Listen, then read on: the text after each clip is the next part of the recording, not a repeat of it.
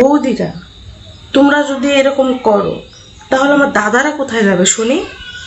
একটু ওয়েট করো, আমি দাদাদের ডেকে দিচ্ছি, তারা যাবে, তোমরা পারবা না। সঠিক বলেছেন। এই যে আমার দুষ্টু বধিরা, তোমরা যদি নিজেরাই এরকমটা করতে থাকো তাহলে আমাদের দাদাদের অবস্থা কি হবে? আর তাছাড়া তোমরা যেটা করতে চাইতেছো সেটা তো হবে না, কারণ তোমাদের দুইজনের মধ্যে কারোই টুনটুনি নাই। কোন দিক দিয়ে কম? আপনার নাকি বডি মার খেয়ে গেছে? বডি মার খেয়ে গেছে? কোথায়?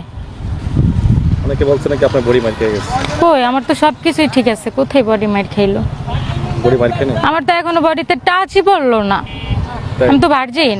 আমারে মাফ করে দেন হুজুর, আমার ভুল হয়ে গেছে। আসলে বান্ধবী কিন্তু কোনো দিক দিয়ে কম নাই, তাকে এখন পর্যন্ত কোনো দুষ্ট ছেলে টাচও করে না, সে এখনো ভার্জিন। আর বান্ধবীর যৌবন, সে তো একদম লাল টমেটোর মতো। আপনি যাকে আজ করেন, I don't think guys our age do that anymore. আগের জেনারেশন, আপনাদের জেনারেশনে মেবি করতো, এখনের জেনারেশনে করে না এসব।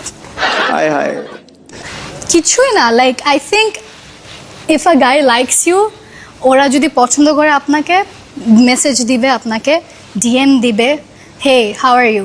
আয় হায়, এ কিতনা অসম হে यार। এই যে আমার দুষ্ট বন্ধুরা, এর দিকে কেউ নজর দিও না, এ শুধু আমার কেমন। লাল দোপাট্টা ফর্সি কো গট্টা জিনা কো মুন্তারে আলু কো সবজি গুন্দরু কো ঝোল কফি মিঠো লাগতারে। একটি গানকে কিভাবে খেয়ে দিতে হয় এই বান্ধবীর কাছ থেকে আপনারা একটু শিখে নিন, সাথেই থাকবেন। দেখতে পাচ্ছি যে ফিগার অনেক বড়। ছেলেরা আসলে মেয়েদের ফিগার দেখলেই সেইখানে মাথা দিয়ে শুইতে চায়। আপনার জীবনে কয়টা ছেলে এখানে শুয়েছে? ভাইয়া শুনেন, এটা আমাকে বলবেন না, কারণ আমি একটা ভার্জিন মেয়ে, আমার কেউ এখনো স্পর্শ করেনি।